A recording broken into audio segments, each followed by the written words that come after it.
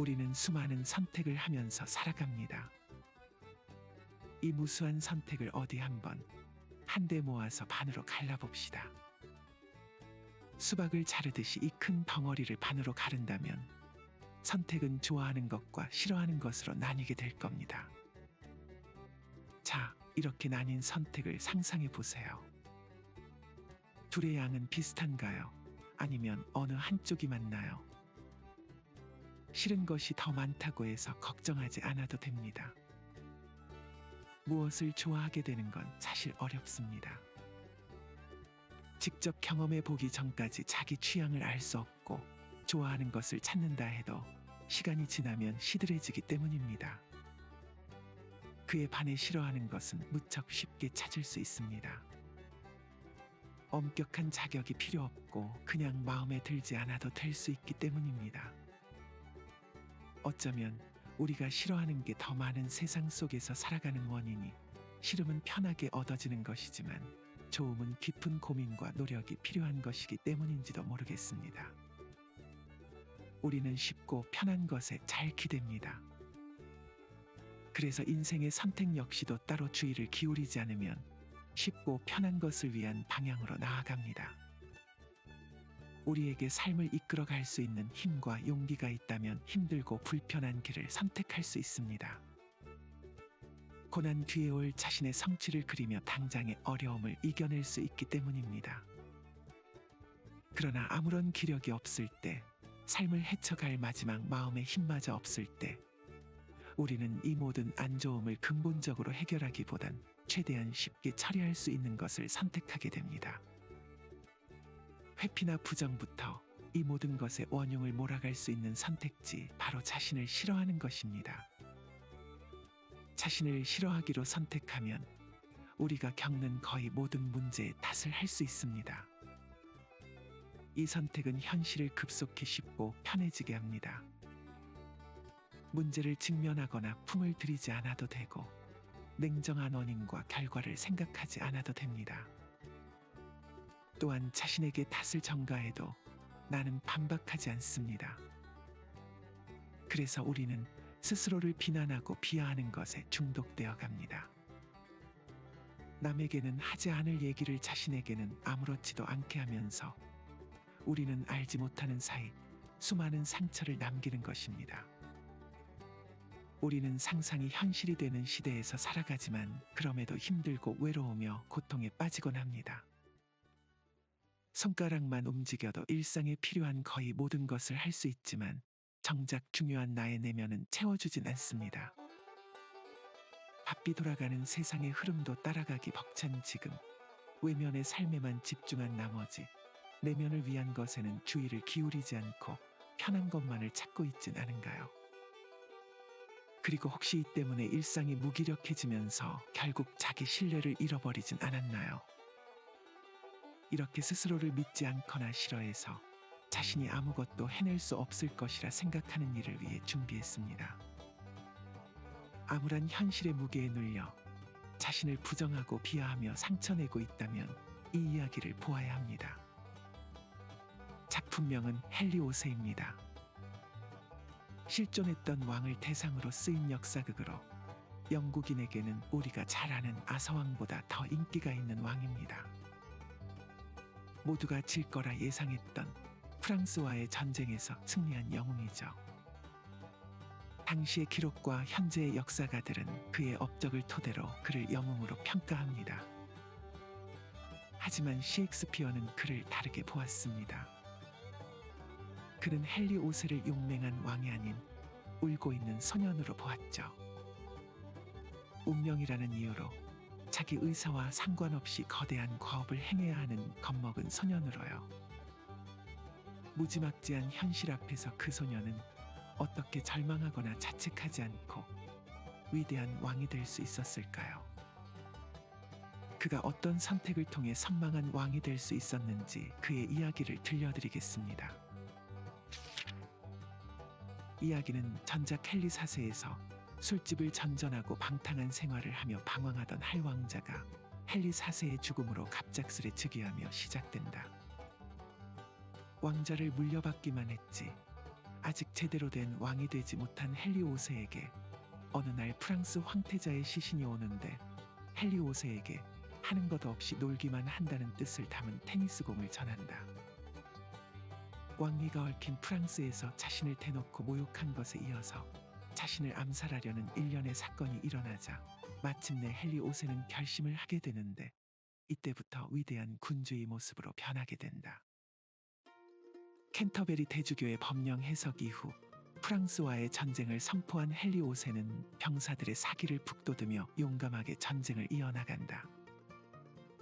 마침내 최종 전투지인 아젠쿠르에 이르지만 계속되는 전쟁의 전력이 바닥나 열세에 몰린 상태다.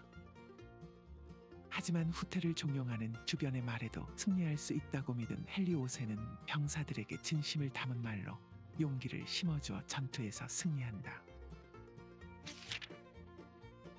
셰익스피어 역사극의 핵심은 군주들의 내면을 있는 그대로 표현하는 것입니다. 셰익스피어는 그들의 고뇌, 나약함, 두려움, 기쁨, 허상, 꿈과 악몽을 감추려 하지 않았습니다. 그가 등장인물의 심리 분석을 통해 영국의 역사를 서술한다 해도 과장이 아닐 정도입니다. 이 과정에서 그는 성스러운 왕이란 직위와 인간적인 면모 사이의 모순을 강조합니다. 셰익스피어는 헨리 5세를 자아를 찾기 위해 노력하고 결국 평생 감춰온 진짜 자아를 실현하는 인간상으로 재탄생시킵니다. 그렇다면 헨리 5세는 위대한 왕이 되기까지 어떤 힘든 과정을 거쳤던 것일까요? 대부분 이런 위대한 왕의 힘든 시기라 하면 어렸을 때 겪은 불꽃 같은 의지로 험난한 환경을 견뎌냈던 시기를 말할 겁니다. 하지만 헨리 5세는 그렇지 않습니다. 그는 처음부터 위대한 왕의 자질을 가지고 있던 인물이 아니었습니다. 떡잎부터 알아본다는 말과 달리 헨리 5세가 아닌 할 왕자이던 시절 그는 불량 패거리와 몰려다니며 온갖 말썽을 일삼는 문제아였습니다. 그가 얼마나 방황하고 문제를 일으켰던지 그가 변해서 놀랍다는 얘기로 극이 시작할 정도죠. 미국의 사상가 에머슨은 자기 자신에게 의존하는 이야말로 진정한 자유인이라고 했습니다. 하지만 이는 스스로를 전지전능한 존재로 여기거나 유아론적인 사상에 사로잡혀 주변 세계에서 고립되라는 의미가 아니라 삶의 중심을 자신의 내면에서 찾아야 한다는 의미입니다. 니체는 에머슨의 사상을 그 유명한 자기화라는 개념으로 발전시킵니다. 니체는 자기화란 자신의 본질을 알고 그 어떤 상황에도 설령 주변 모두와 등을 지더라도 최선을 다해 이를 완벽하게 진정으로 실현하는 것이라고 했습니다. 할 역시 아버지의 임종 앞에서 자신이 누구인지 깨닫습니다. 인본주의 심리학자 아브라함 메슬로는 욕구 5단계를 통해 인간의 자아실현 과정 모델을 제시했습니다. 그는 인간의 욕구에는 단위별 위계가 있으며 이 모든 욕구가 충족될 때 비로소 인간은 평온함을 얻고 자기완성을 이루는 자아실현 단계에 이른다고 했습니다. 우리는 헨리 5세를 할 왕자가 생리적인 욕구에서부터 시작해 자아실현을 이루고 법률, 신학, 정치, 수사학을 공부하면서 왕이라는 운명을 인지하고 자신이 가진 잠재력을 극대화해 자아를 실현하는 메슬로의 욕구 5단계를 거치는 과정으로도 해석할 수 있습니다. 하지만 메슬로의 욕구 단계 최상단에 있는 욕구는 자아실현이 아닙니다. 자아실현보다 우위에 있는 욕구가 바로 자아초월 욕구를 기반으로 임무를 수행했던 중세 기사들은 이 사실을 이미 잘 알고 있었습니다. 용기는 자아초월 욕구의 핵심입니다. 자아실현의 목표는 자기 자신을 초월하는 것이기 때문입니다. 그리고 완벽한 기독교 기사인 헨리 5세는 자아실현의 과정에서 영국의 국가 정체성을 정립하게 됩니다. 처음에는 왕의 운명을 거부하고 그 불안감으로부터 도망치려 했던 할은 이스트칩과 폴스타프 경에게서 안식을 얻었습니다. 폴스타프는 분명 갈비를 신나게 뜯으면서 와인 몇 병 정도는 거뜬히 해치운 뒤 곤히 잠드는 종류의 인간이었을 것입니다. 그는 걱정, 근심, 책임감과는 거리가 먼 무사태평한 인물입니다. 살면서 책임, 의무, 부담감, 과제, 지위처럼 헨리 5세를 잠 못 이루게 한 모든 것을 거부했습니다. 폴스타프는 명예와는 상관없이 하루살이 인생을 사는 경솔한 자유의 길을 택했습니다. 하지만 겉으로 보기에는 단순한 대식가로 보이는 폴스타프의 이면에는 깊은 현명함이 감추어져 있습니다. 폴스타프 연구에 특별한 애정을 보인 비평가 해롤드 블룸은 그를 철의 폴스타르라는 애칭으로 부르며 이스트칩의 소크라테스와 같은 인물이라고 정의했습니다. 경이로운 생명력, 우수에 찬 영혼과 넘치는 유머 감각의 소유자인 폴스타프는 정말 그럴 만한 가치가 있는가라는 그 누구도 피할 수 없는 질문을 던집니다. 비록 자아실현은 못할지라도 승리와 왕위를 위해 피가 마르느니 차라리 멧돼지 머리 주점에서 허송세월이나 보내는 편이 더 행복하지 않았을까? 자아실현을 안 하는 것이 차라리 낫지 않았을까? 이 질문에서 우리는 피노키오를 연상할 수 있습니다. 이스트칩은 장난감 나라이고 폴스타프는 피노키오를 장난감 나라로 데려가는 램프의 심지 같습니다. 하지만 셰익스피어의 헨리 시리즈에는 피노키오의 모험과는 달리 교훈이 없습니다. 램프 심지의 계략에 빠지지 않고 진짜 아이가 되는 꼭두각시 피노키오와 마찬가지로 할 역시 폴스타프를 부정함으로써 헨리 왕이 됩니다. 그렇지만 램프 심지가 선의 상징인 푸른 요정을 배신하는 사악한 왕자를 상징하는 데 비해 폴스타프는 할에게 악이 아니라 대안적 정체성을 상징합니다. 폴스타프는 놓치고 싶지 않은 매력적이고 끌리는 캐릭터이지만 결국 셰익스피어는 그를 죽음으로 이끕니다. 그가 삶의 목적을 자신의 만족을 향해 준 것까지는 좋았지만 본질적인 자아의 형성이 아니라 순간의 쾌락만을 추구했기 때문입니다. 욕망은 사실 죽음과 맞닿아 있습니다. 만약 모든 사람의 정신의 쾌락만 추구하고 자신을 불편하게 하는 걸 피하기만 하는 욕망만 존재하게 된다면 어떻게 될까요? 서로 원하는 걸 얻기 위해 서슴지 않게 폭력을 휘두르고 양심의 가책 따위는 존재하지 않는 세상이 될 것입니다. 우리가 폴스타프에게 빠지는 것은 모두들 하고 싶지만 차마 할 수 없는 것을 하는 욕망을 대신하기 때문입니다. 우리는 그를 통해 시원한 대리만족을 느낍니다. 그래서 할이 그와 가깝게 된 것이고 우리 역시도 본능적으로 그에게 빠져든 것입니다. 하지만 명심하고 유의해야 합니다. 지금 당장의 유의가 삶보다 더 나은 선택인지 말입니다. 헤르만 헤세가 남긴 말처럼 껍질을 깨지 못한 병아리가 결국 죽음을 맞이하듯이 삶의 어느 시기에 이르면 누구나 자신의 세계를 파괴하고 나아가야 합니다. 삶의 고통은 안 좋은 것이고 쾌락은 좋은 것이 아닙니다. 우리는 삶을 2차원의 선형이 아니고 3차원 혹은 그보다 높은 차원으로 인식해야 합니다. 당장의 만족을 안겨주는 쾌락은 마치 늪처럼 모든 것을 앗아갈 수도 있습니다.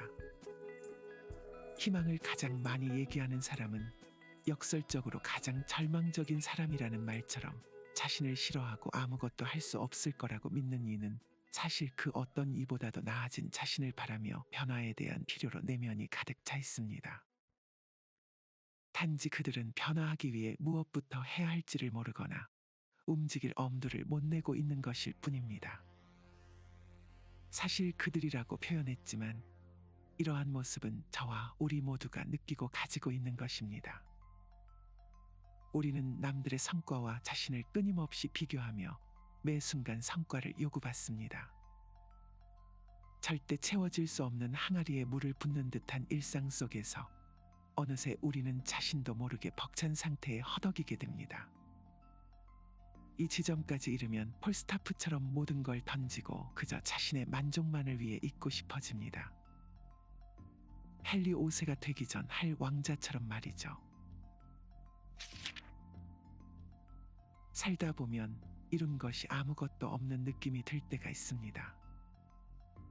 나의 소중한 시간과 잠재력을 허비하고 있다는 느낌이 들 때, 인생의 가장 중요한 목표로부터 점점 멀어져 가고 진정한 자아가 목소리를 내지 못하는 것 같은 느낌이 들 때, 그 원인이 주변 환경에 있기도 하지만 때로는 그 원인이 무엇인지조차 설명하지 못하기도 합니다. 분명한 것은 그러한 감정이 결국 실현되지 못한 자아와 관련이 있다는 사실입니다. 삶을 사랑할 수 있으려면 자아를 실현해야 하고, 자아 실현을 위해선 상상해야 합니다. 자기의 가능성을 믿고 더 높이 도약하는 것을 먼저 상상할 때 그것은 헛되지 않고 새로운 시작이 됩니다. 상상을 멈추고 생각을 그만하기로 했을 때 자신을 가장 작고 보잘것없는 존재로 만드는 자기 비하가 일어납니다. 실제로 당신이 가진 가치, 할 수 있는 일과는 상관없이 당신을 작게 만들려는 시도에 빠지지 마세요. 스스로를 어떻게 판단하든 당신은 그보다 더 뛰어난 힘을 가지고 있습니다. 그러니 상상하세요.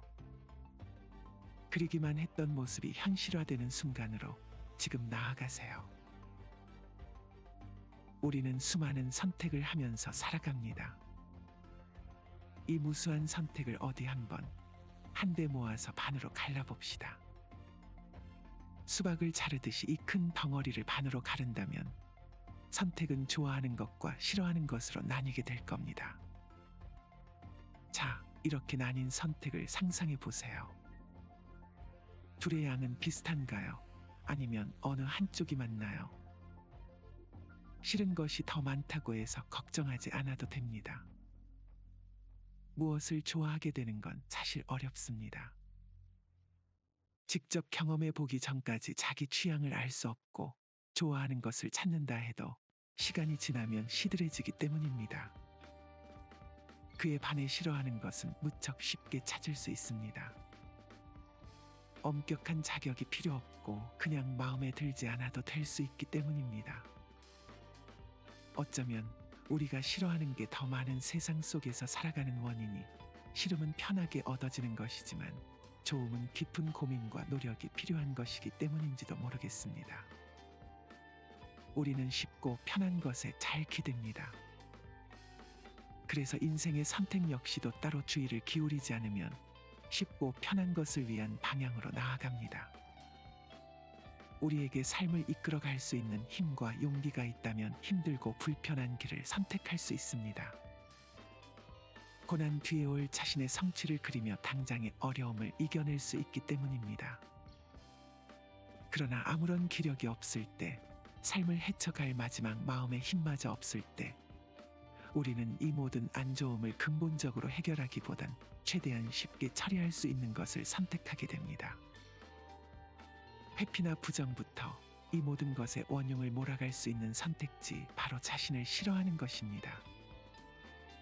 자신을 싫어하기로 선택하면 우리가 겪는 거의 모든 문제의 탓을 할 수 있습니다. 이 선택은 현실을 급속히 쉽고 편해지게 합니다. 문제를 직면하거나 품을 들이지 않아도 되고 냉정한 원인과 결과를 생각하지 않아도 됩니다. 또한 자신에게 탓을 전가해도 나는 반박하지 않습니다. 그래서 우리는 스스로를 비난하고 비하하는 것에 중독되어 갑니다. 남에게는 하지 않을 얘기를 자신에게는 아무렇지도 않게 하면서 우리는 알지 못하는 사이 수많은 상처를 남기는 것입니다. 우리는 상상이 현실이 되는 시대에서 살아가지만 그럼에도 힘들고 외로우며 고통에 빠지곤 합니다. 손가락만 움직여도 일상에 필요한 거의 모든 것을 할 수 있지만 정작 중요한 나의 내면은 채워주진 않습니다. 바삐 돌아가는 세상의 흐름도 따라가기 벅찬 지금, 외면의 삶에만 집중한 나머지 내면을 위한 것에는 주의를 기울이지 않고 편한 것만을 찾고 있진 않은가요? 그리고 혹시 이 때문에 일상이 무기력해지면서 결국 자기 신뢰를 잃어버리진 않았나요? 이렇게 스스로를 믿지 않거나 싫어해서 자신이 아무것도 해낼 수 없을 것이라 생각하는 일을 위해 준비했습니다. 암울한 현실의 무게에 눌려 자신을 부정하고 비하하며 상처내고 있다면 이 이야기를 보아야 합니다. 작품명은 헨리 5세입니다. 실존했던 왕을 대상으로 쓰인 역사극으로 영국인에게는 우리가 잘 아는 아서왕보다 더 인기가 있는 왕입니다. 모두가 질 거라 예상했던 프랑스와의 전쟁에서 승리한 영웅이죠. 당시의 기록과 현재의 역사가들은 그의 업적을 토대로 그를 영웅으로 평가합니다. 하지만 셰익스피어는 그를 다르게 보았습니다.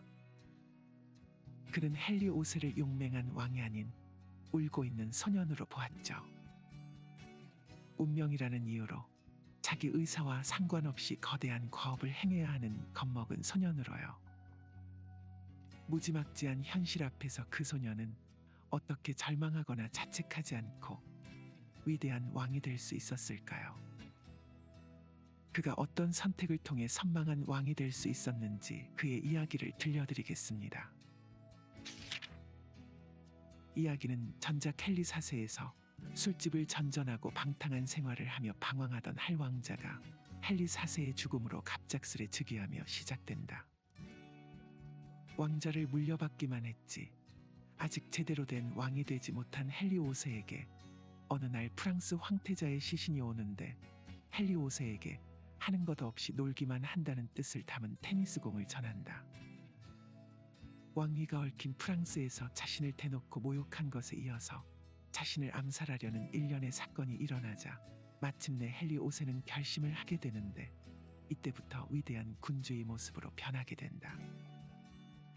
캔터베리 대주교의 법령 해석 이후 프랑스와의 전쟁을 선포한 헨리 5세는 병사들의 사기를 북돋으며 용감하게 전쟁을 이어나간다. 마침내 최종 전투지인 아젠쿠르에 이르지만 계속되는 전쟁의 전력이 바닥나 열세에 몰린 상태다. 하지만 후퇴를 종용하는 주변의 말에도 승리할 수 있다고 믿은 헨리 5세는 병사들에게 진심을 담은 말로 용기를 심어주어 전투에서 승리한다. 셰익스피어 역사극의 핵심은 군주들의 내면을 있는 그대로 표현하는 것입니다. 셰익스피어는 그들의 고뇌, 나약함, 두려움, 기쁨, 허상, 꿈과 악몽을 감추려 하지 않았습니다. 그가 등장인물의 심리 분석을 통해 영국의 역사를 서술한다 해도 과장이 아닐 정도입니다. 이 과정에서 그는 성스러운 왕이란 직위와 인간적인 면모 사이의 모순을 강조합니다. 셰익스피어는 헨리 5세를 자아를 찾기 위해 노력하고 결국 평생 감춰온 진짜 자아를 실현하는 인간상으로 재탄생시킵니다. 그렇다면 헨리 5세는 위대한 왕이 되기까지 어떤 힘든 과정을 거쳤던 것일까요? 대부분 이런 위대한 왕의 힘든 시기라 하면 어렸을 때 겪은 불꽃 같은 의지로 험난한 환경을 견뎌냈던 시기를 말할 겁니다. 하지만 헨리 5세는 그렇지 않습니다. 그는 처음부터 위대한 왕의 자질을 가지고 있던 인물이 아니었습니다. 떡잎부터 알아본다는 말과 달리 헨리 5세가 아닌 할 왕자이던 시절 그는 불량 패거리와 몰려다니며 온갖 말썽을 일삼는 문제아였습니다. 그가 얼마나 방황하고 문제를 일으켰던지 그가 변해서 놀랍다는 얘기로 극이 시작할 정도죠. 미국의 사상가 에머슨은 자기 자신에게 의존하는 이야말로 진정한 자유인이라고 했습니다. 하지만 이는 스스로를 전지전능한 존재로 여기거나 유아론적인 사상에 사로잡혀 주변 세계에서 고립되라는 의미가 아니라 삶의 중심을 자신의 내면에서 찾아야 한다는 의미입니다. 니체는 에머슨의 사상을 그 유명한 자기화라는 개념으로 발전시킵니다.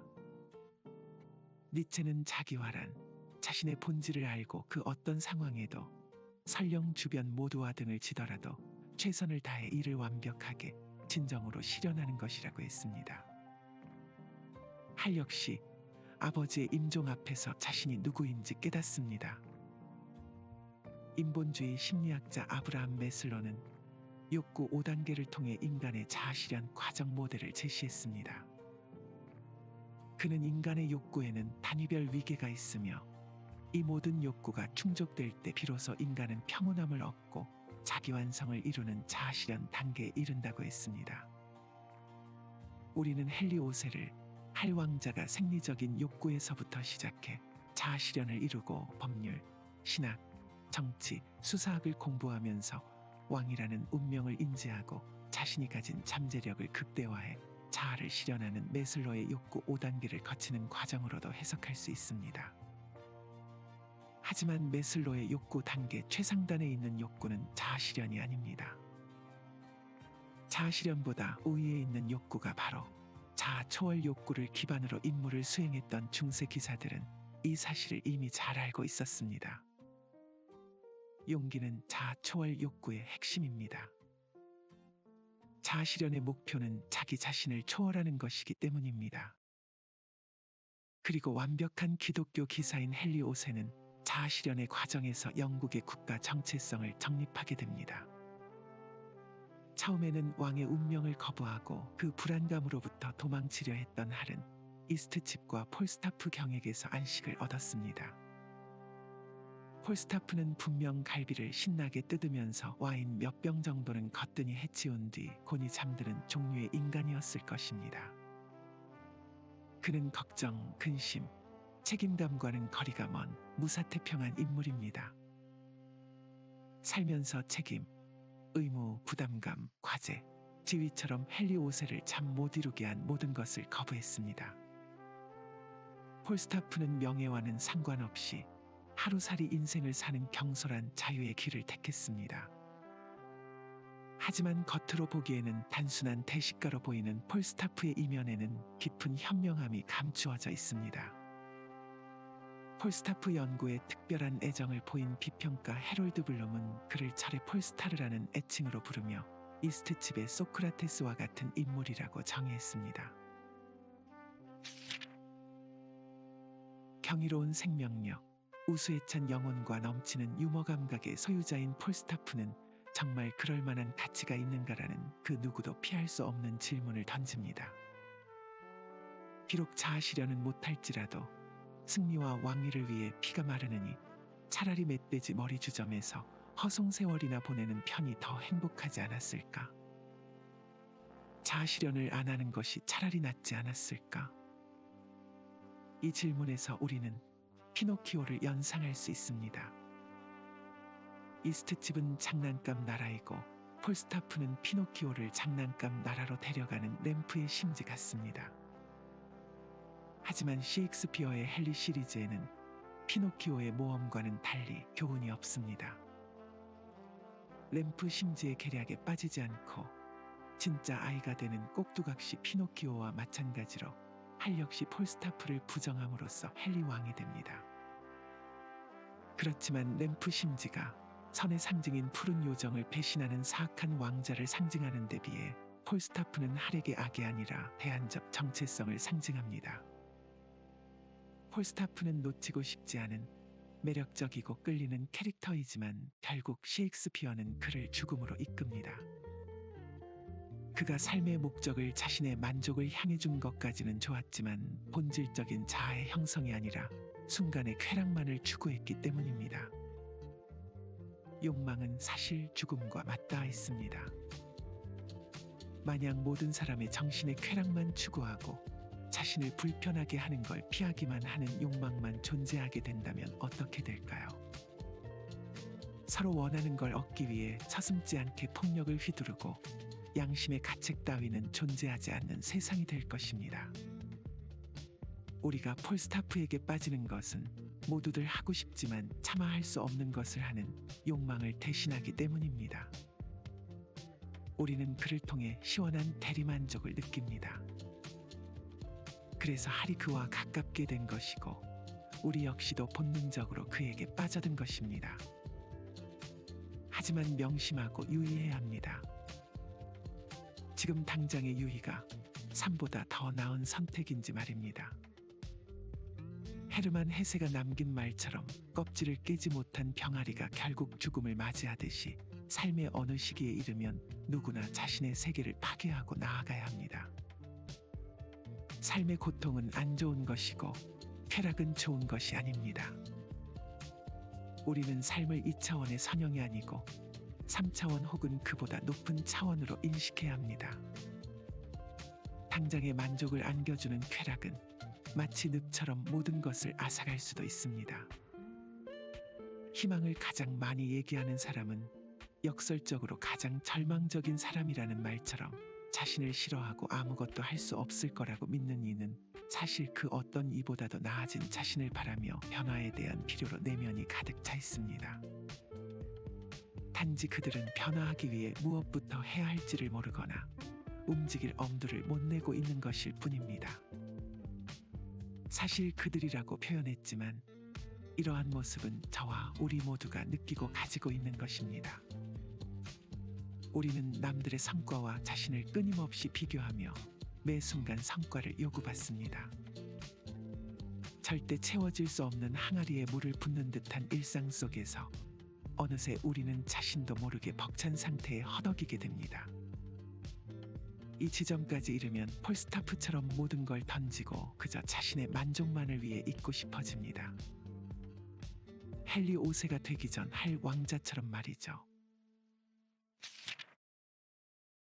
살다 보면 이룬 것이 아무것도 없는 느낌이 들 때가 있습니다. 나의 소중한 시간과 잠재력을 허비하고 있다는 느낌이 들 때, 인생의 가장 중요한 목표로부터 점점 멀어져 가고 진정한 자아가 목소리를 내지 못하는 것 같은 느낌이 들 때, 그 원인이 주변 환경에 있기도 하지만 때로는 그 원인이 무엇인지조차 설명하지 못하기도 합니다. 분명한 것은 그러한 감정이 결국 실현되지 못한 자아와 관련이 있다는 사실입니다. 삶을 사랑할 수 있으려면 자아를 실현해야 하고 자아 실현을 위해선 상상해야 합니다. 자기의 가능성을 믿고 더 높이 도약하는 것을 먼저 상상할 때 그것은 헛되지 않고 새로운 시작이 됩니다. 상상을 멈추고 생각을 그만하기로 했을 때 자신을 가장 작고 보잘것없는 존재로 만드는 자기 비하가 일어납니다. 실제로 당신이 가진 가치, 할 수 있는 일과는 상관없이 당신을 작게 만들려는 시도에 빠지지 마세요. 스스로를 어떻게 판단하든 당신은 그보다 더 뛰어난 힘을 가지고 있습니다. 그러니 상상하세요. 그리기만 했던 모습이 현실화되는 순간으로 지금 나아가세요.